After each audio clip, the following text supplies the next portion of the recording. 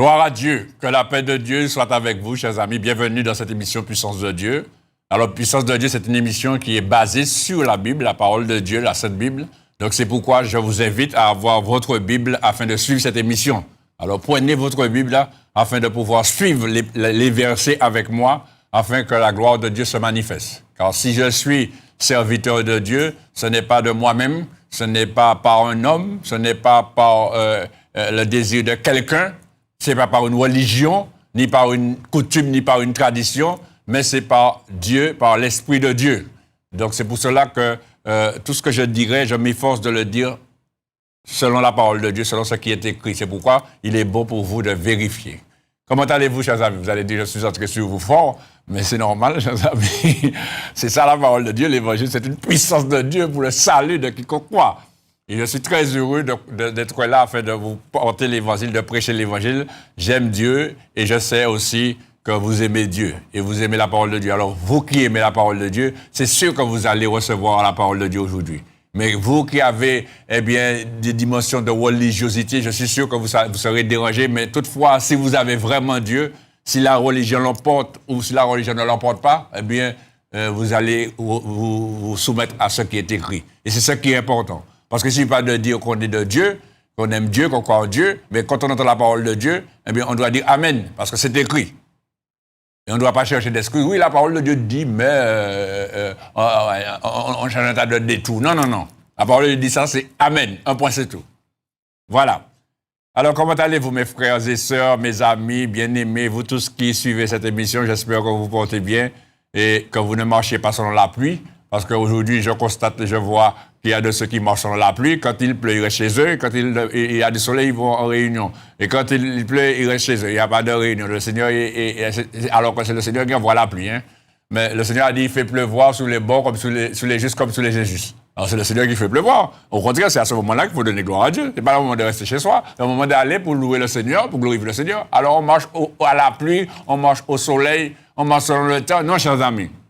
Celui qui aime Dieu ne se laisse pas influencer par le temps, quel qu'il soit. La seule chose, si on est interdit de sortir, on est dans une vigilance rouge, etc., et interdiction de sortir, on doit se soumettre, oui. Mais tant qu'il n'y a pas de vigilance pour ne pas sortir, il faut aller pour recevoir la parole de Dieu, sauver son âme, édifier son âme pour la seule gloire de Dieu. Merci Seigneur. Voilà. Alors, je salue tous ceux qui nous suivent depuis les Outre-mer, la France et partout où la parole de Dieu est annoncée, partout où vous recevez ce message. Que Dieu vous bénisse et quelle que soit votre situation, sachez que Dieu a une parole pour vous aujourd'hui. Nous allons présenter ce moment au Seigneur. Je vais prier le Seigneur. Je vous demande d'être en communion avec moi. Père qui est aussi au nom de Jésus-Christ, ton Fils, et par la puissance du Saint-Esprit, je viens à toi en cet instant. Que ton nom soit sanctifié, Père. Pardonne-moi mes fautes, mes péchés, mes manquements, mes faiblesses, tout ce que j'ai fait, j'ai dit, j'ai pensé, qui ne t'a pas glorifié.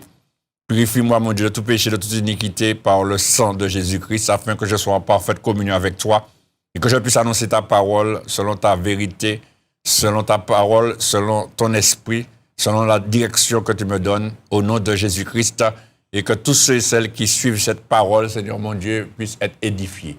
Père, je te bénis, je te glorifie, je te loue pour la grâce que tu nous accordes en cet instant. Et merci pour la direction de cette émission. Tu diriges toutes choses afin que ton nom seul soit glorifié. Bénis tous ceux et celles qui sont là, qui attendent de recevoir de toi ta parole, qui puissent, mon Dieu, vraiment voir ta gloire dans leur vie. Tous ceux qui souffrent, tous ceux qui sont malades, tous ceux qui ont des problèmes, tous ceux qui ont besoin de toi, tous ceux qui te cherchent, mon Dieu. Toi-même, tu as dit, si vous me cherchez de tout votre cœur, je me laisserai trouver par vous. Et c'est ainsi, Seigneur, mon Dieu, tu leur donnes de te trouver afin qu'ils puissent sauver leur âme et qu'ils puissent être dans la vie éternelle pour la gloire de ton nom, car c'est ta volonté qu'aucun ne périsse, mais que tous parviennent à la connaissance de la vérité et que tous soient sauvés. C'est que toute puissance qui n'est pas de toi, toute puissance satanique, démoniaque, diabolique, au nom de Jésus-Christ de Nazareth, je prends autorité sous toutes ces puissances. Satan, je lis tes œuvres au nom de Jésus-Christ de Nazareth. Et je te chasse de ce lieu, je te chasse dans les cœurs, je te chasse dans ces maisons, je te chasse là où tu es en cet instant au nom de Jésus-Christ et que la parole de Dieu puisse faire son chemin en ce jour, au nom de Jésus-Christ. Amen. Merci Seigneur, gloire à Dieu, béni soit l'Éternel. Eh bien, chers amis, nous allons tout de suite passer à la prédication.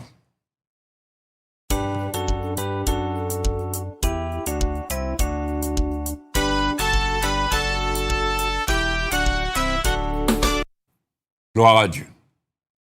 Aujourd'hui, chers amis, je vais vous parler de quelque chose, d'une dimension, pas quelque chose, mais d'une réalité très, très importante dans la vie de l'homme et dans la vie aussi de tous ceux et celles qui sont sur cette terre, dans ce monde. Et cela est très, très important, chers amis. Je vais vous parler du Saint-Esprit. Le Saint-Esprit, l'Esprit de Dieu. Parce que ça fait un moment que je vous parle d'être baptisé d'eau et d'esprit. Mais il y a beaucoup de ceux qui n'ont pas encore bien saisi la chose. Mais aujourd'hui, Dieu veut que j'éclaircisse les choses afin que tous puissent voir et connaître la vérité concernant la dimension, la réalité du Saint-Esprit. Il faut savoir, chers amis, cela commence dès le commencement. Nous voyons au commencement, quand vous prenez la parole de Dieu, la Bible nous dit, dans le livre de la Genèse, à partir du chapitre 1er, verset 1er, la Bible nous dit, au commencement, Dieu créa les cieux et la terre, et il dit, la terre était informe et vide, et l'Esprit de Dieu se mouvait au-dessus des eaux. On peut regarder. Aujourd'hui, on va lire la parole de Dieu parce qu'il est bon de lire la parole de Dieu. On ne lit pas assez la parole de Dieu. La Bible dit dans le livre de la Genèse, chapitre 1er, et à partir du verset 1er, au commencement, Dieu créa les cieux et la terre. La terre était informe et vide.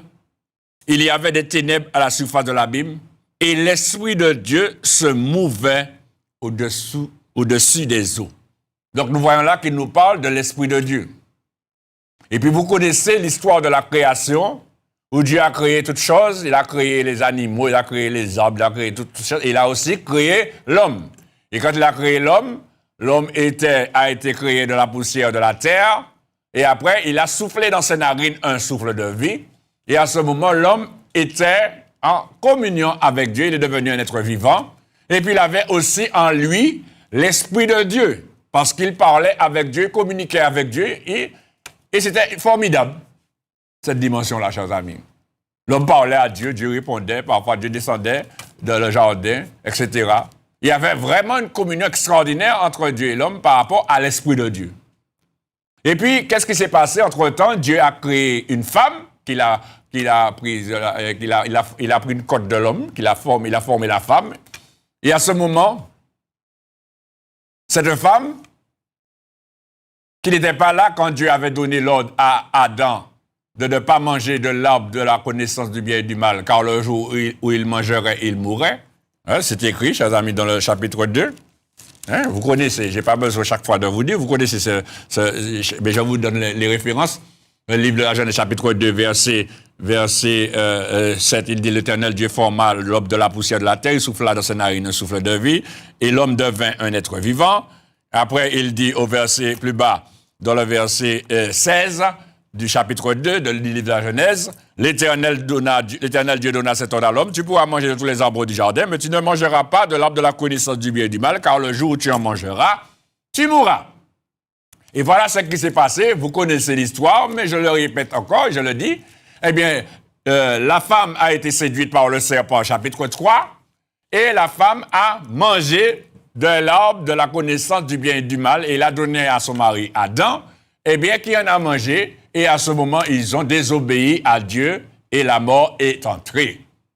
Ce qui veut dire que, eh bien, on est devenu dans une dimension charnelle, dans la mort.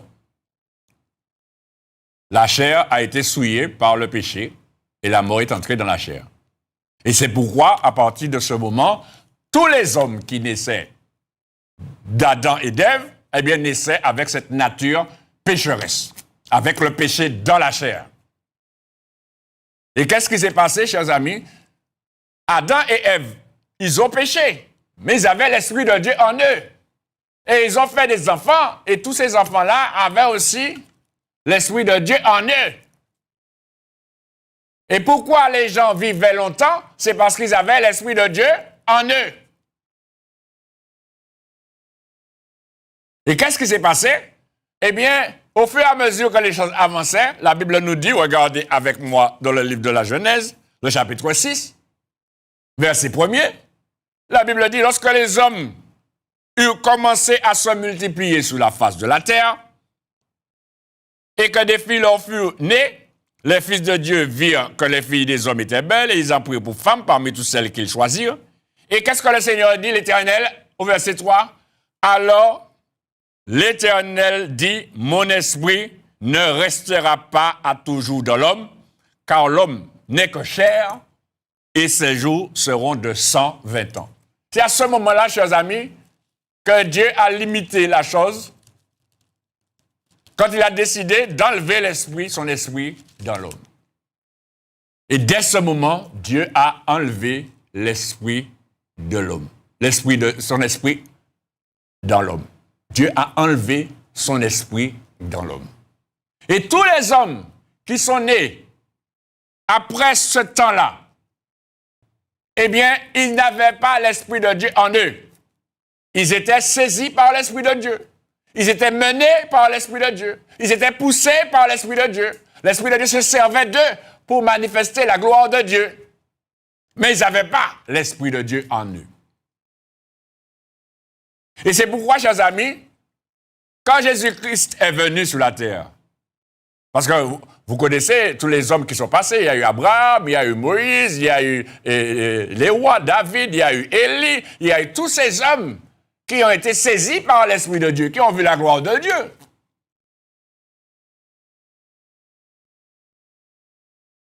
Mais quand Dieu a décidé de rétablir les choses, parce que Dieu avait un plan, parce que ce qui s'est passé, c'est que l'homme, charnellement, était mort.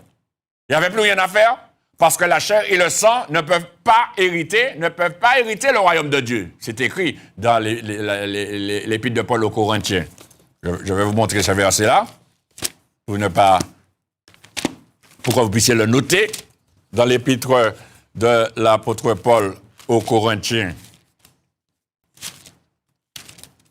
le chapitre 15.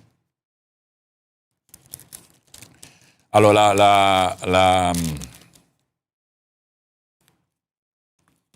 première épître de l'apôtre Paul aux Corinthiens, le chapitre 15, et je vais vous dire le verset 50. La première épître de l'apôtre Paul aux Corinthiens, chapitre 15, verset 50, il est écrit, c'est l'apôtre Paul qui parle par l'Esprit de Dieu, il dit ce que je dis, frère, c'est que la chair et le sang ne peuvent hériter le royaume de Dieu, et que la corruption n'hérite pas l'incorruptibilité. Alors, le problème qui se pose, c'est que la chair et le sang ne peuvent hériter le royaume de Dieu à cause du péché qui est dans la chair depuis Adam et Ève. Donc, il fallait, chers amis, que Dieu fasse quelque chose pour donner à l'homme la possibilité d'hériter le royaume de Dieu. Tout en étant dans cette chair de péché.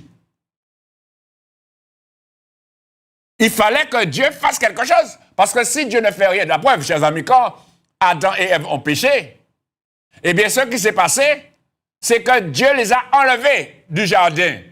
Parce que Dieu a dit, s'ils mangent de l'arbre de vie, eh bien, ils vont vivre éternellement dans le péché. Alors, tout de suite, Dieu les a enlevés dans le jardin et Dieu a placé 2 anges, 2 chérubins, afin de garder l'entrée du jardin. Parce que Dieu avait déjà un plan de salut pour l'humanité, pour l'homme. Et c'est ainsi, chers amis, que Dieu a préparé cela. Et comment Dieu a fait cela? Eh bien, la Bible nous dit que Dieu a envoyé un homme. Après, il y a eu, comme je vous ai dit, il y a eu les hommes qui sont passés, Abraham, Moïse, David, etc., etc., tous les hommes, les prophètes, Daniel, etc., tous ceux-là ont été réellement menés, conduits, poussés par l'Esprit de Dieu à faire des choses extraordinaires. Oui. Mais l'Esprit de Dieu n'était pas encore dans l'homme. Et c'est là, chers amis, Dieu a suscité un homme. Et vous allez savoir, cet homme, c'est qui? Eh bien, regardez avec moi dans l'évangile de Matthieu. Évangile de Matthieu.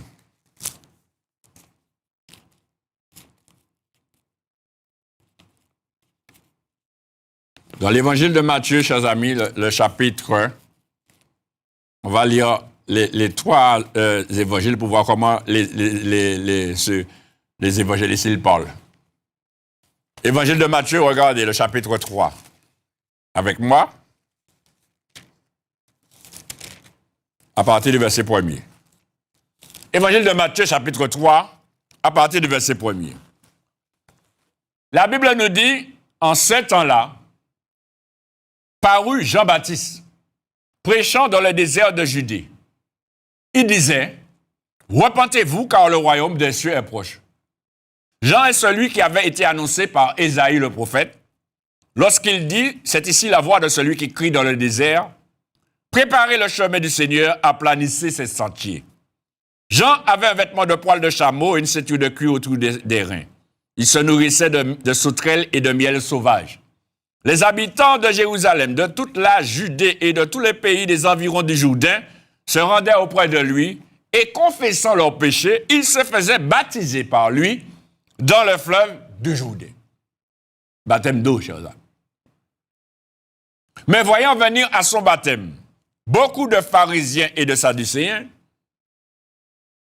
il leur dit, « Race de vipères, qui vous a appris à fuir la colère à venir? Produisez donc du fruit digne de la repentance. Et ne prétendez pas dire en vous-même, nous avons Abraham pour père. Car je vous déclare que de ces pierres-ci, Dieu peut susciter des enfants à Abraham. Déjà, la cognée est mise à la racine des arbres. Tout arbre donc qui ne produit pas de bons fruits sera coupé et jeté au feu. » Et il dit au verset 11, écoutez ce qu'il dit, le prophète Jean-Baptiste. « Moi, je vous baptise d'eau pour vous amener à la repentance. Mais celui qui vient après moi est plus puissant que moi. Et je ne suis pas digne de porter ses souliers. » Et il dit, lui, il vous baptisera du Saint-Esprit et de feu.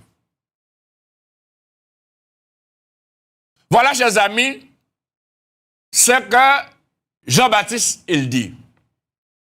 Il dit, moi, je vous baptise d'eau pour vous amener à la repentance. Mais celui qui vient après moi est plus puissant que moi. Je ne suis pas digne de porter ses souliers. Et il dit, lui, il vous baptisera du Saint-Esprit. Donc nous voyons, chers amis, qu'il y a une question, il est question là de baptême du Saint-Esprit. Regardons encore un autre texte dans l'évangile de Marc. Parce qu'il faut aujourd'hui que vous compreniez, chers amis, que quand Jésus dit, si un homme ne naît d'eau et d'esprit, il ne peut entrer dans le royaume de Dieu, la chose est claire et nette. Il n'y a pas, je veux le baptême du Saint-Esprit, je ne veux pas me baptiser d'eau. Il n'y a pas, je suis baptisé d'eau et puis je n'ai pas besoin du Saint-Esprit. Il n'y a pas, je suis baptisé d'eau et puis j'ai le Saint-Esprit automatiquement. Chers amis, tout ça, ce sont des paroles inutiles. Et vous allez voir avec moi dans la parole de Dieu. Regardez avec moi dans l'évangile de Marc, chapitre 1er, ce que Marc dit. J'aime bien prendre les évangiles parce que chacun parle selon ce qu'il ressent, selon sa manière de voir les choses. Il y a toujours parfois une précision qui est portée. Regardez dans l'évangile de Marc, chapitre 1er. J'espère que j'aurai assez de temps pour dire tout ce que j'ai à dire, mais il faut que je le fasse. Le temps passe tellement vite. Gloire à Dieu. Chapitre 1er, on va lire à partir du verset 8. On va lire à partir du verset 6. De toute façon, c'est une répétition, mais lisons à partir du verset 6. Jean avait un vêtement de poil de chameau, une ceinture de cuir autour des reins. Évangile de Marc, chapitre 1er, verset 6. Il se nourrissait de sauterelles et de miel sauvage. Il prêchait, disant, « Il vient après moi celui qui est plus puissant que moi. Je ne suis pas digne de délier en me baissant la courroie de ses souliers. Moi, je vous ai baptisé d'eau. » Là, Marc dit autre chose. Matthieu disait, « Moi, je vous baptise d'eau pour vous amener à la repentance. » Mais là, Marc dit, « Moi, je vous ai baptisé d'eau. » Ça veut dire qu'ils ont été baptisés d'eau. Mais il dit, « Moi, je vous ai baptisé d'eau. Lui, il vous baptisera du Saint-Esprit. » Donc nous voyons déjà qu'il y a un baptême d'eau et qu'il y a aussi un baptême du Saint-Esprit. Et le baptême d'eau est porté par Jean-Baptiste et le baptême du Saint-Esprit est porté par celui qui vient après lui, c'est-à-dire Jésus-Christ. On continue, chers amis. Regardez l'évangile de Luc. On va voir ce que Luc dit. Dans l'évangile de Luc. On ne va pas parcourir la Bible, je vous dis aujourd'hui. Hein. Évangile de Luc. Le chapitre 3.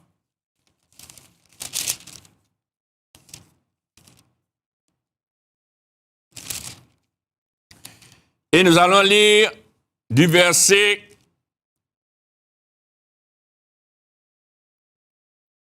15.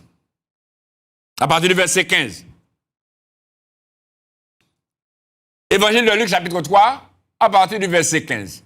Évangile de Luc, chapitre 3, à partir du verset 15.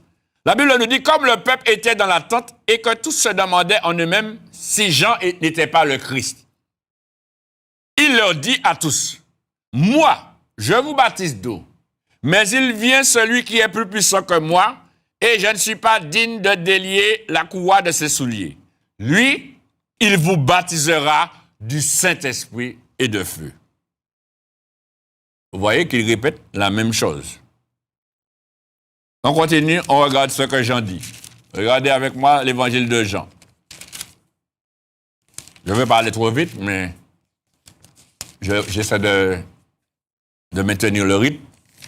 Évangile de Jean. Regardez avec moi l'évangile de Jean, le chapitre 1er.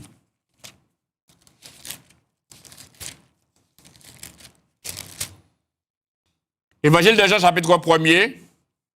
Et nous allons lire à partir du verset 15. Évangile de Jean, chapitre 1er. À partir du verset 15. En parlant de la parole qui était au commencement, la parole qui a créé toutes choses.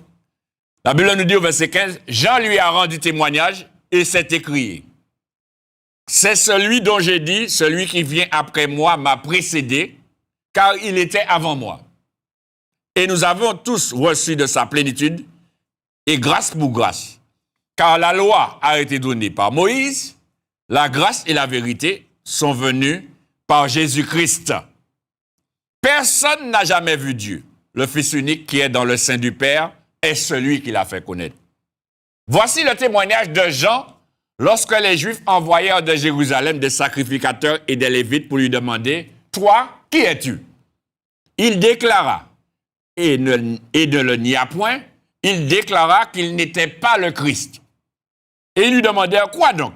Es-tu Élie » Il dit « Je ne le suis point. » « Es-tu le prophète » Il répondit « Non. » Et ils lui dirent alors, « Qui es-tu » afin que nous donnions une réponse à ceux qui nous ont envoyés. Que dit-il de toi-même?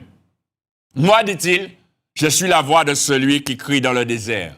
Aplanissez le chemin du Seigneur comme à Ésaïe le prophète. Ceux qui avaient été envoyés étaient des pharisiens. Ils lui firent encore cette question. Pourquoi donc baptises-tu si tu n'es pas le Christ, ni Élie, ni le prophète? Jean leur répondit, moi, je vous baptise d'eau, mais au milieu de vous, il y a quelqu'un que vous ne connaissez pas qui vient après moi. Je ne suis pas digne de délier la courroie de ses souliers. Ces choses se passèrent à Béthanie, au Jourdain, au-delà du Jourdain, où Jean baptisait. Le lendemain, il vit Jésus venant à lui et il dit, voici l'agneau de Dieu qui ôte le péché du monde. C'est celui dont j'ai dit, après moi vient un homme qui m'a précédé, car il était avant moi. Je ne le connaissais pas, mais c'est afin qu'il fût manifesté à Israël que je suis venu baptiser d'eau. Jean rendit ce témoignage, j'ai vu l'Esprit descendre du ciel comme une colombe et s'arrêter sur lui. Je ne le connaissais pas, mais celui qui m'a envoyé baptiser d'eau, celui-là m'a dit, celui sur qui tu verras l'Esprit descendre et s'arrêter, c'est celui qui baptise du Saint-Esprit. Et j'ai vu et j'ai rendu témoignage qu'il est le Fils de Dieu. Alors, chers amis, si Jean-Baptiste parle de baptême du Saint-Esprit après le baptême d'eau, ça veut dire, chers amis, qu'il y a un baptême du Saint-Esprit. Il n'y a pas seulement le baptême d'eau, il y a un baptême du Saint-Esprit. Alors peut-être que toi, tu m'écoutes, tu me dis, oui, j'ai entendu la parole de Dieu, j'ai cru, je me suis fait baptiser d'eau. Mais est-ce que tu as été baptisé du Saint-Esprit? Tu vas me dire, je ne sais pas. On m'a dit que quand on s'est fait baptiser d'eau, on est automatiquement baptisé du Saint-Esprit. Où est-ce que c'est écrit ça? D'après déjà les textes que nous avons vus, nous voyons qu'il y a une différence entre le baptême d'eau et le baptême du Saint-Esprit. Alors vous allez me dire, oui, mais c'est Jean-Baptiste baptisé d'eau, mais Jésus baptisé d'eau aussi. Hein? Mais on va voir tout ça, chers amis. Mais quel que soit, Jean-Baptiste baptisait d'eau. Et il disait que celui qui vient après lui, c'est lui qui baptise du Saint-Esprit. C'est Jésus. Mais le plus important, et que je vais vous montrer, c'est que s'il est parlé du baptême du Saint-Esprit, ça veut dire que l'Esprit de Dieu n'était pas dans l'homme. Et avec Jésus, eh bien, l'Esprit de Dieu avait la possibilité de revenir dans l'homme. Mais à une condition. À la condition de passer par le chemin de la nouvelle naissance. Et c'est pour cela que Jésus a dit, avec fermeté, avec véracité,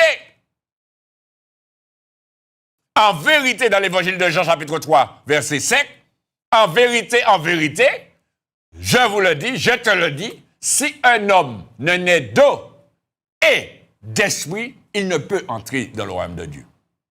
Mes amis, je vais vous dire une chose. Si tu es né d'eau et tu n'es pas né d'esprit, tu as un problème. Parce qu'il dit, si un homme ne naît d'eau et d'esprit, il ne peut entrer. Ça veut dire, est-ce que tu es entré? La question est, est-ce que tu es entré si tu es baptisé d'eau seulement? Où est-ce que tu es? Tu peux pas être au milieu. Un pied dedans, un pied dehors. Mais non. Il faut avoir les deux pour entrer dans le royaume des cieux. Il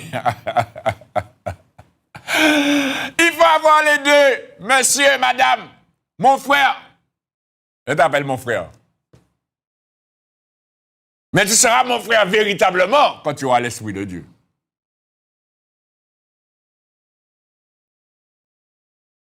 Parce que Jésus dit, si un homme ne naît d'eau et d'esprit, c'est pas moi qui le dis, c'est écrit, chers amis. Et Jean-Baptiste rend témoignage que celui qui vient après lui était avant lui. Et que c'est lui qui baptisera du Saint-Esprit. Donc, il est question de baptême du Saint-Esprit. Donc, il veut dire que le baptême du Saint-Esprit existe. Mais aujourd'hui, on a essayé d'effacer cela.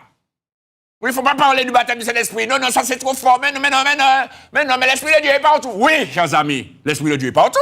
Oui. L'Esprit de Dieu, on a bien vu au commencement, l'Esprit de Dieu se mouvait au-dessus des eaux. L'Esprit de Dieu est avec tout le monde, hein, chers amis. L'Esprit de Dieu est avec toi. Mais il ne s'agit pas d'avoir l'Esprit de Dieu avec soi. Il s'agit d'avoir l'Esprit de Dieu en soi. Et c'est pour cela que Jésus, quand il est venu sur la terre, qu'est-ce qu'il a fait? Regardez avec moi, dans l'évangile de Matthieu, le chapitre 3. La Bible nous dit, au verset 13.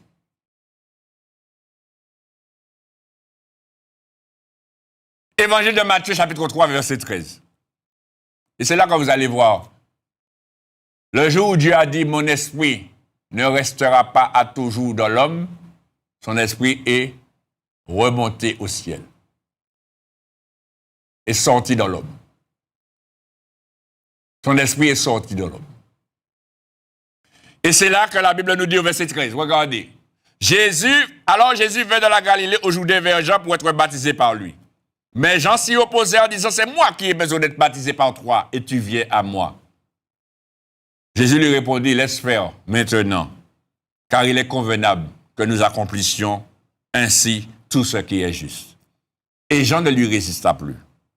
Dès que Jésus eut été baptisé, qu'est-ce que la Bible nous dit? Jésus sortit de l'eau. Donc, déjà, quand on se fait baptiser, il faut entrer dans l'eau. Amen? Quand on se fait baptiser, il faut entrer dans l'eau. Parce que pour pouvoir sortir de l'eau, ça veut dire qu'on est entré. D'accord? Alors, il a été baptisé d'eau, il est entré dans l'eau, il a été baptisé d'eau, il est sorti de l'eau, et quand il est sorti, qu'est-ce qui s'est passé? La Bible nous dit, et voici. Comme si ça fait comme si c'est un déclic. Vous voyez? Comme si c'est une porte qui était fermée, et puis on a la clé, c'était le baptême d'eau. Quand il s'est fait baptiser, eh bien, la clé a ouvert la porte des cieux. Eh bien, qu'est-ce qui s'est passé? Il dit, il sortit de l'eau, et voici, les cieux s'ouvrirent. S'il dit laisser s'ouvrir, chers amis, vous voyez que c'est écrit pour rien, laisser s'ouvrir. Qu'est-ce que ça fait faire là, laisser s'ouvrir? Vous croyez que laisser s'ouvrir, c'est écrit comme ça, chers amis? C'est pour montrer que si laisser s'ouvrir, c'est quand les cieux étaient fermés. Voilà, chers amis, simplement. Si la porte là ouverte, c'est parce que la porte a été fermée. C'est pas ça. Est-ce que c'est ça, chers amis? C'est bien ça? Voilà. Ça veut dire que quand tu t'es fait baptiser d'eau, tant que tu t'es pas fait baptiser d'eau, tu n'as pas la possibilité d'ouvrir les cieux sur toi. Les cieux sont fermés. Celui qui refuse de se faire baptiser d'eau refuse que les cieux lui soient ouverts. Les cieux vont rester fermés. Parce que Jésus-Christ, il dit qu'il est le chemin. Dans l'évangile de Jean, chapitre 14, verset 6. Jésus dit, je suis le chemin. C'est lui qui est notre exemple. C'est lui que nous devons suivre, nous devons faire comme lui. Tu dis que tu crois au Seigneur Jésus. Tu dis que tu crois en Dieu. Mais si tu crois au Seigneur Jésus, tu dois faire comme le Seigneur Jésus. Le Seigneur Jésus, il est allé vers Jean-Baptiste, qui était l'homme de la repentance. Il est passé par le chemin de la repentance pour nous montrer que nous devons passer par le chemin de la repentance. Mais Jésus-Christ n'avait pas besoin de se repentir, puisque Jésus-Christ n'avait pas de péché. Mais il fallait qu'il nous montre le chemin pour nous montrer que nous devons passer par la repentance. Et après, nous faire baptiser d'eau. Et après, le fait d'être baptisé d'eau, il y a quelque chose qui se passe, c'est que les cieux s'ouvrent. Mais quand les cieux s'ouvrent, les cieux ne s'ouvrent pas pour rien. Mais les cieux sont ouverts, et la Bible nous dit, et Jésus vit l'Esprit de Dieu, pardon, et voici, il dit, dès que Jésus a été baptisé, il sortit de l'eau, et voici, les cieux s'ouvrirent, et il vit l'Esprit de Dieu descendre comme une colombe et venir sur lui. Et voici, chers amis. Alors donc, nous voyons, il y a baptême d'eau, premièrement. Ensuite, il y a les cieux qui s'ouvrent et le baptême du Saint-Esprit. Jésus a été baptisé d'eau et il a été baptisé du Saint-Esprit. Amen. On est d'accord. Et à ce moment, qu'est-ce qui se passe? Quand il est dans cette situation, baptême d'eau et d'esprit, la Bible nous dit, et une voix. Et voici une voix. Vous voyez, tout s'enchaîne, comme si, quand tu as fait ça, ça enchaîne ça. Quand tu as fait ça, ça enchaîne ça. Quand tu as fait ça, ça enchaîne ça. Eh bien, il a été baptisé d'eau, ça a enchaîné. Cric, les cieux se sont ouverts. Cric, le Saint-Esprit est descendu sur lui. Et voici, qu'est-ce qui s'est passé? Eh bien, une voix fit entendre des cieux, ces paroles, celui-ci est mon fils bien-aimé en qui j'ai mis toute mon affection. Ça veut dire quoi?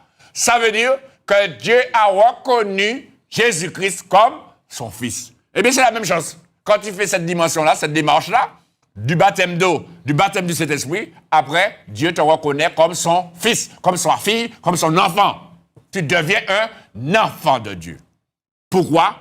Parce que tu as l'Esprit de Dieu. Mes amis, je vais vous dire une parole qui sera terrible, mais qui est vraie. La Bible nous dit que si quelqu'un n'a pas l'Esprit de Christ, il ne lui appartient pas. Si quelqu'un n'a pas l'Esprit de Christ, il ne lui appartient pas. Et ça doit vous faire vous poser des questions. On continue, chers amis. Alors nous voyons Jésus-Christ est venu, il a été baptisé d'eau et d'esprit. Et maintenant Jésus-Christ dit à tous les hommes, parce que quand Jésus-Christ était sous la terre, personne ne pouvait avoir le Saint-Esprit. Personne ne pouvait être baptisé du Saint-Esprit. Pourquoi? Regardez quand Jésus parle. Regardez avec moi dans l'évangile de Jean. Chapitre 7. Évangile de Jean, chapitre 7. Avant de prendre l'évangile de Jean chapitre 7, j'aurais aimé quand même vous lire le passage que je vous ai cité, parce que certainement il y a de ceux qui disent, je citer le passage là, mais on va lire, mais on m'a lire bazon. Évangile de Jean chapitre 3. Regardez l'évangile de Jean chapitre 3 pour le marquer, et après on ira dans l'évangile de Jean chapitre 7. Évangile de Jean chapitre 3, regardez ce que Jésus dit.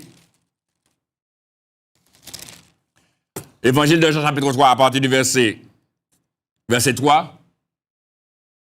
Jésus dit à cet homme Nicodème, en vérité, je te le dis, si un homme n'en est de nouveau, il ne peut voir le royaume de Dieu. Alors, naître de nouveau, c'est quoi? Jésus dit, au verset 5, Jésus répondit, en vérité, je te le dis, si un homme n'en est d'eau et d'esprit, il ne peut entrer dans le royaume de Dieu. Mes amis, Jésus n'a pas menti. Jésus, c'est la vérité. Il ne peut pas dire le mensonge, chers amis. Jésus dit, en vérité, je te le dis. Si un homme n'en est d'eau et d'esprit, c'est deux choses, chers amis. D'eau et d'esprit. Il ne peut entrer dans le royaume de Dieu. Ce qui est né de la chair, verset 6, est chair. Et ce qui est né de l'esprit est esprit. La chair que nous avons héritée d'Adam et Ève est une chair souillée par le péché, et cette chair-là n'héritera pas le royaume de Dieu. Donc, pour que nous puissions hériter le royaume de Dieu, Dieu a suscité un moyen, par sa grâce et par la foi en Jésus-Christ, de nous donner la possibilité de naître de nouveau. Donc, Dieu va nous créer à nouveau. Et c'est pour cela qu'il dit que l'homme nouveau a été créé selon Dieu, dans une justice et une sainteté qu'on produit la vérité. Donc, Dieu a fait en sorte de créer un homme nouveau en nous. Et cet homme nouveau est créé par la nouvelle naissance d'eau et d'esprit. Voilà, chers amis. Ce qui veut dire que quand tu nais dans ce monde, tu nais d'eau et d'esprit, parce que dans le ventre de ta maman, tu es dans de l'eau, et tu nais d'esprit parce que tu reçois tout ce qui est de l'esprit de l'homme, et pour pouvoir comprendre les choses de l'homme. C'est pourquoi la Bible nous dit, dans l'épître de Paul aux Corinthiens, le chapitre 2, il dit cela, je vais vous le lire, dans la première épître de l'apôtre Paul aux Corinthiens. Le chapitre 2, verset 11, il dit lesquels des hommes en effet connaissent les choses de l'homme, si ce n'est l'esprit de l'homme qui est en lui. Comme nous avons l'esprit de l'homme, on peut connaître les choses de l'homme. On peut comprendre les choses de l'homme. Mais personne, il dit de même, personne ne connaît les choses de Dieu, si ce n'est l'esprit de Dieu. Donc, il faut avoir l'esprit de Dieu en soi.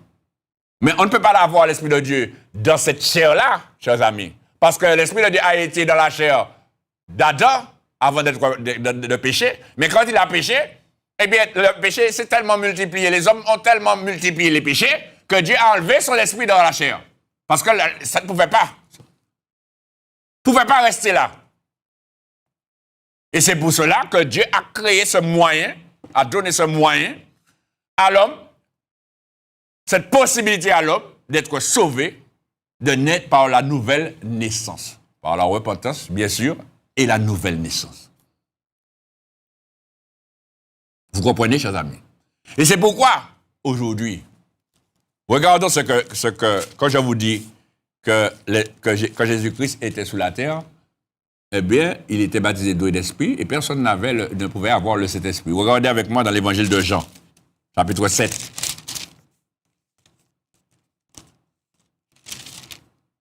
Évangile de Jean, chapitre 7. Évangile de Jean, le chapitre 7. Et à partir du verset 37. Évangile de Jean, chapitre 7, verset 37. Évangile de Jean, chapitre 7, verset 37. La Bible nous dit là, le dernier jour, le grand jour de la fête, Jésus se tenant debout s'écria, « Si quelqu'un a soif, qu'il vienne à moi et qu'il boive. Celui qui croit en moi, des fleuves d'eau vive couleront de son sein, comme dit l'Écriture. » Il dit cela de l'esprit que devaient recevoir ceux qui croiraient en lui, car l'esprit n'était pas encore parce que Jésus n'avait pas encore été glorifié. Vous voyez, chers amis? L'Esprit n'était pas encore, parce que Jésus n'avait pas encore été glorifié. Ça veut dire quoi? Ça veut dire qu'il fallait que Jésus aille au ciel après son sacrifice. Et vous allez comprendre après, parce que nous allons prendre d'autres passages. C'est pour vous montrer que quand Jésus-Christ était sur la terre, personne ne pouvait avoir le baptême du Saint-Esprit. Il était baptisé du Saint-Esprit. Et c'est pourquoi, regardez avec moi dans l'évangile de Jean, chapitre 14, Jésus a commencé à parler concernant le Saint-Esprit. Évangile de Jean, le chapitre 14. Évangile de Jean, chapitre 14.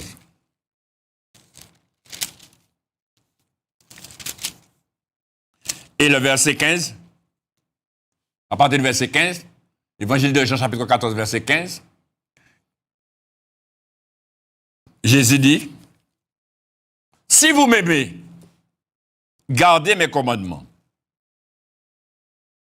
Et moi, je prierai le Père, et il vous donnera un autre consolateur, afin qu'il demeure éternellement avec vous. L'Esprit de vérité, que le monde ne peut recevoir, parce qu'il ne le voit point et ne le connaît point. Mais vous le connaissez, car il demeure avec vous. Et qu'est-ce qu'il dit là? Et il sera en vous. Vous voyez? Il demeure avec vous et il sera en vous. Il n'a pas dit et il est en vous. Hein? Il a dit et il sera en vous. Parce que pour le moment, il n'est pas encore en vous. Et pourtant, quand Jésus parlait aux disciples, aux apôtres, ils étaient tous baptisés d'eau. Hein? Ah, les apôtres étaient baptisés d'eau. Mais ils n'étaient pas encore baptisés du Saint-Esprit. Regardez encore, dans l'évangile de Jean, chapitre 15. On peut lire, on peut continuer. On va lire toujours le chapitre 14. On va regarder le verset 26. Verset 25. Évangile de Jean, chapitre 14, verset 25. Regardez ce que Jésus dit. « Je vous ai dit ces choses pendant que je demeure avec vous. Mais le consolateur, l'Esprit Saint, que le Père enverra en mon nom, vous enseignera toutes choses et vous rappellera tout ce que je vous ai dit. » Amen. Donc Jésus est en train de parler du Saint-Esprit, du baptême du Saint-Esprit. Il est en train de montrer que le Saint-Esprit, il doit venir. Il dit, c'est une promesse. Il dit, le consolateur, l'Esprit Saint, que le Père enverra en mon nom, vous enseignera toutes choses et vous rappellera tout ce que je vous ai dit. Regardez encore dans l'évangile de Jean, chapitre 15. Et cette fois-ci, le verset 26. Il dit, Jésus, chapitre 15, verset 26, « Quand sera venu le consolateur que je vous enverrai de la part du Père, l'Esprit de vérité qui vient du Père, il rendra témoignage de moi, et vous aussi, vous rendrez témoignage parce que vous êtes avec moi dès le commencement. » Il parle toujours dans le futur. Il y a un consolateur, il y a le Saint-Esprit qui va venir. Le Saint-Esprit va venir. Le Père va envoyer son Esprit Saint. Mais pour le moment, il n'est pas encore là. Il est là, mais il n'est pas encore en toi. Il n'est pas encore en eux. Regardez encore avec moi, chers amis, l'évangile de Jean, chapitre 16. Et on va lire à partir du verset 7. Écoutez ce que Jésus dit. Et c'est là que vous allez comprendre que le Saint-Esprit ne peut pas être là pendant que Jésus est là. Jésus est baptisé du Saint-Esprit. Personne ne pouvait être baptisé du Saint-Esprit. Et il dit là, au verset 5, « Maintenant, je m'en vais vers celui qui m'a envoyé, et aucun de vous ne me demande où vas-tu. Mais parce que je vous ai dit ces choses, la tristesse a rempli votre cœur. Cependant, je vous dis la vérité, il vous est avantageux que je m'en aille. Car si je ne m'en vais pas, le consolateur ne viendra pas vers vous. Mais si je m'en vais, je vous l'enverrai. Et quand il sera venu, on voit encore toujours le futur, et quand il sera venu, il convaincra le monde en ce qui concerne le péché, la justice et le jugement. En ce qui concerne le péché, parce qu'il ne croit pas en moi, qu'il ne croit pas en moi, il ne croit pas en moi, oui. La justice, parce que je vais au Père, et que vous ne me verrez plus. Vous voyez, chers amis, ce que Jésus dit là. Et il continue, il dit, et le jugement, la justice parce que je vais au Père et que vous ne me verrez plus. Le jugement parce que le prince de ce monde est jugé. Et il dit, j'ai encore beaucoup de choses à vous dire, mais vous ne pouvez pas les porter maintenant. Quand le consolateur sera venu, l'esprit de vérité, il vous conduira dans toute la vérité, car il ne parlera pas de lui-même, mais il dira tout ce qu'il aura entendu et il vous annoncera les choses à venir. Il me glorifiera parce qu'il prendra de ce qui est à moi et vous l'annoncera. Tout ce que le Père a est à moi, c'est pourquoi j'ai dit qu'il prend de ce qui est à moi et qu'il vous l'annoncera. Alors vous voyez toutes ces paroles que Jésus porte aux disciples pour leur faire savoir qu'il faut qu'ils reçoivent le Saint-Esprit, il faut qu'ils aient le Saint-Esprit, il va envoyer le Saint-Esprit et tant qu'il est sous terre, il ne peut pas, il faut qu'il s'en aille. Il est avantageux qu'il s'en aille parce que s'il ne s'en va pas, le Saint-Esprit ne viendra pas. D'accord? Regardons encore un autre texte, chers amis, cette fois-ci, dans l'Évangile de Luc. Évangile de Luc, le chapitre 24. Évangile de Luc, chapitre 24. Et à partir du verset 44. Évangile de Luc, chapitre 24. Verset 44. Jésus-Christ a été crucifié, après il est ressuscité, il a apparu plusieurs fois aux disciples. Et là, il dit, verset 44, puis il leur dit, c'est là ce que je vous disais lorsque j'étais encore avec vous, qu'il fallait que s'accomplisse tout ce qui est écrit de moi dans la loi de Moïse, dans les prophètes et dans les psaumes. Alors il leur ouvrit l'esprit afin qu'ils comprissent les Écritures. Et il leur dit, ainsi il est écrit que le Christ souffrirait, qu'il ressusciterait des morts le troisième jour, et que la repentance et le pardon des péchés seraient prêchés en son nom, à toutes les nations, à commencer par Jérusalem. Vous êtes témoins de ces choses. Et voici, j'enverrai sur vous ce que mon Père a promis. Mais vous, restez dans la ville jusqu'à ce que vous soyez revêtus de la puissance d'en haut. Vous voyez ce que Jésus dit à ses disciples? Pas épier ce côté, pourquoi on fait rien? Vous ne pouvez pas comparer.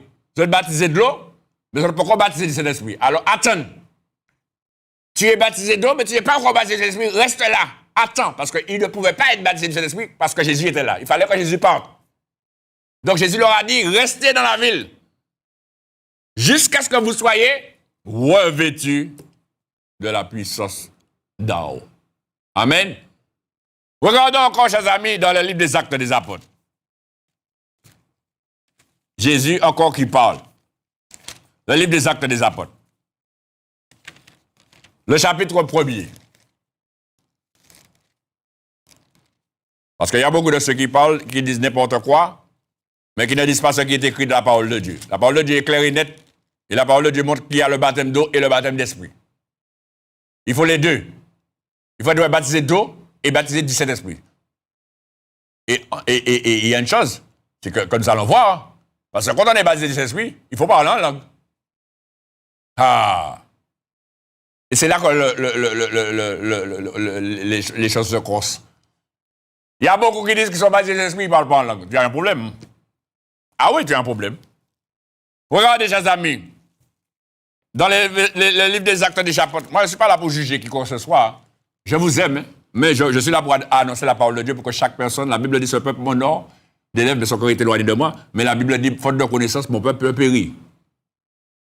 Donc voilà la connaissance, chers amis. Voilà ce qui est écrit. L'évangile de Luc, le livre des Actes des Apôtres, pardon. Le livre des Actes des Apôtres, chapitre 1er, lisons à partir du verset 4.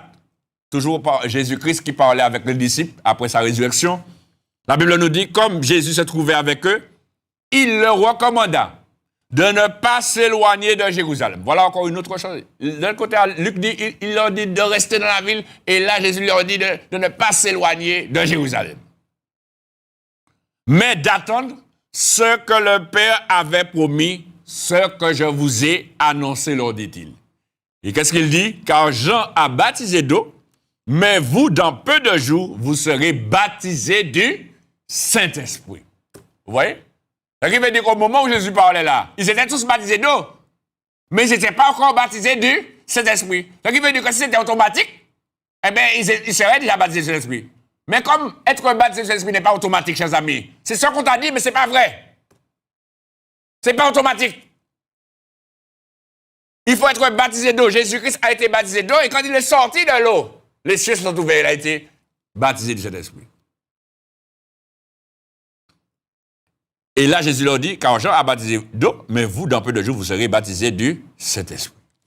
Alors, chers amis, regardons qu'est-ce qui s'est passé. Les disciples, eh bien, ils ont écouté Jésus, puisque la Bible nous dit,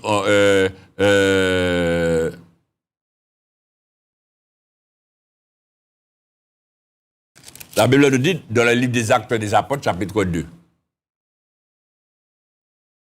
Le livre des Actes des Apôtres, chapitre 2.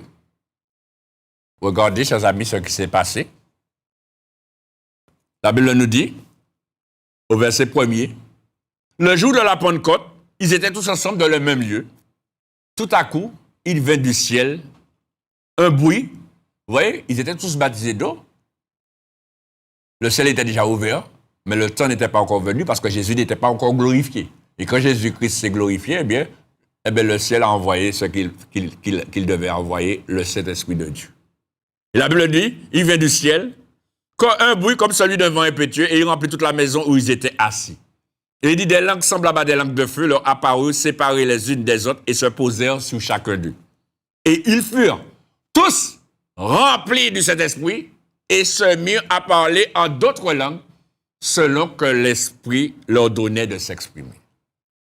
Vous voyez, chers amis, quand on est baptisé du Saint-Esprit, on doit parler en langue. Si tu ne parles pas en langue, tu as un problème. Parce que l'apôtre Pierre parle en langue. Parce qu'ils sont tous mis à parler en langue. Les disciples parlent en langue. Tu me dis que tu es disciple du Seigneur et tu parles en langue, tu as un problème. Ici, il parle de dire, je veux me faire baptiser d'eau, mais il faut que tu sois baptisé du Saint-Esprit. Il faut avoir les deux pour entrer dans le royaume des cieux. Si tu as un seul, tu as un problème. Si tu es baptisé d'eau, tu as un problème. C'est pour cela que tu sens qu'il te manque quelque chose. Pourquoi? Parce que Jésus l'a dit dans le livre des Actes des Apôtres, chapitre 1er, le verset 8. Regardez.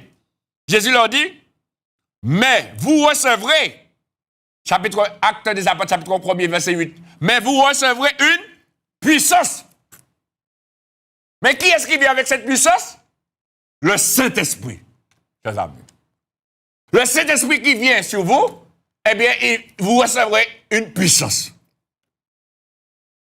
Vous recevrez le Saint-Esprit n'est pas une puissance. Le Saint-Esprit, c'est la troisième personne de la Trinité. Une personne qui a de la puissance. Ce qui veut dire, il dit, vous recevrez une puissance. Ce qui veut dire, le fait que le Saint-Esprit de Dieu vienne en toi, eh bien, tu vas ressentir cette puissance. Vous recevrez une puissance survenant sur vous, le Saint-Esprit survenant sur vous. Vous recevrez une puissance, le Saint-Esprit survenant sur vous, et vous serez mes témoins à Jérusalem, dans toute la Judée. C'est pour cela que toi, ça fait des années que tu es baptisé d'eau, mais tu sens qu'il manque quelque chose. Ta vie n'a pas de vie, il n'y a pas de vie, il n'y a pas de vigueur, il n'y a pas de vivacité, il n'y a pas de dynamisme. On est là, c'est de la religiosité, la tradition, les coutumes. Non, chers amis. Quand on a le Saint-Esprit de Dieu en soi, on a une puissance, chers amis. Alléluia. Et puis, chers amis, c'est pas seulement une puissance, c'est qu'on parle en langue. Ah oui, parce que les disciples ont parlé en langue. Comment peux-tu te prétendre être disciple et tu ne parles pas en langue? Pierre, l'apôtre Pierre parlait en langue. L'apôtre Jacques, tous les disciples, même les femmes aussi, parce qu'ils étaient tous assemblés. Ils parlaient en langue, ils se sont mis à parler. C'est pas moi qui l'ai dit, c'est écrit. Ils furent tous remplis du Saint-Esprit et se mirent à parler en d'autres langues. Il y a même de ceux qui disent pour essayer de justifier leur position, est-ce que Jésus parlait en langue? Chers amis, je vais vous dire une chose. Je n'ai pas de preuve que Jésus parlait en langue. Je n'ai pas de preuve que Jésus ne parlait pas en langue. Mais j'ai une preuve que Jésus connaît le parler en langue. Parce que c'est Jésus lui-même qui a dit, dans l'évangile de Marc, chapitre 16, verset 17, regardez avec moi, chers amis, il a dit, voici les miracles qui accompagneront ceux qui auront cru. En mon nom, ils parleront de nouvelles langues.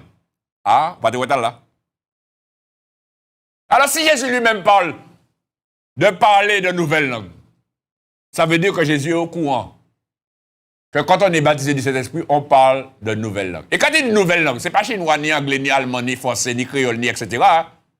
C'est nouvelles langues, c'est un langue qu'on ne peut pas connaître. Un miracle, ça s'appelle. C'est un miracle.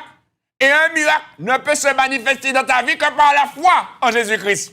C'est pour cela qu'il y a beaucoup qui disent je n'arrive pas, parce que c'est un miracle et tu ne crois pas, c'est tout. C'est une dimension surnaturelle qui dépasse l'entendement de l'homme, qui dépasse la maîtrise, l'intelligence de l'homme.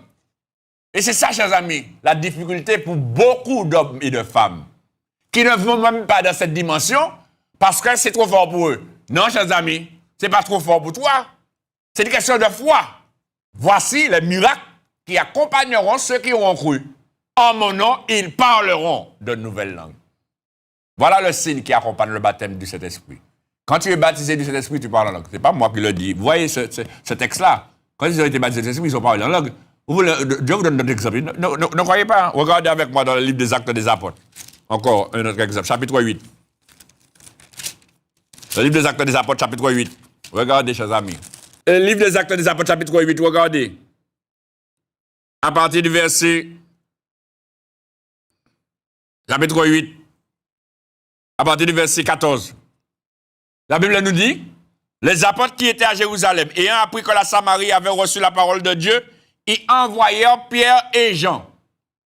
Ceux-ci arrivaient chez les Samaritains, prièrent pour eux, afin qu'ils reçussent le Saint-Esprit. Vous voyez, chers amis, ils étaient baptisés d'eau, ils avaient reçu la parole de Dieu. Mais ils n'étaient pas encore baptisés du Saint-Esprit. Et l'apôtre Pierre est allé pour qu'ils puissent prier pour qu'ils reçoivent le Saint-Esprit, car il n'était encore descendu sur aucun d'eux. Ils avaient été seulement baptisés au nom du Seigneur Jésus. Vous voyez, chers amis? Ils avaient été baptisés au nom du Seigneur Jésus, mais ils n'étaient pas encore baptisés du Saint-Esprit. Vous voyez la différence que c'est pas se faire baptiser donc on est baptisé automatiquement du Saint-Esprit? Non. Et là, Pierre et Jean leur imposèrent les mains et ils reçurent le Saint-Esprit. Et ils se sont mis à parler en langue, chers amis. Vous allez me dire, ah, c'est pas écrit? Mais regardez. Lorsque Simon vit que le Saint-Esprit était donné par l'imposition des mains des apôtres, il leur offrit de l'argent. Mais comment Simon a vu qu'ils étaient baptisés du Saint-Esprit? C'est parce que c'est sûr et certain que Simon les a entendus parler en langue. Parce que si je vous dis, je suis baptisé du Saint-Esprit, vous voyez quelque chose? Vous voyez rien? Et comment se fait-il que Simon a vu que le Saint-Esprit était donné? Ça veut dire tout simplement, eh bien, qu'il parlait en langue. Voilà. Chers amis, que Dieu vous bénisse. À bientôt si Dieu le veut, chers amis, et merci pour votre écoute. Au revoir.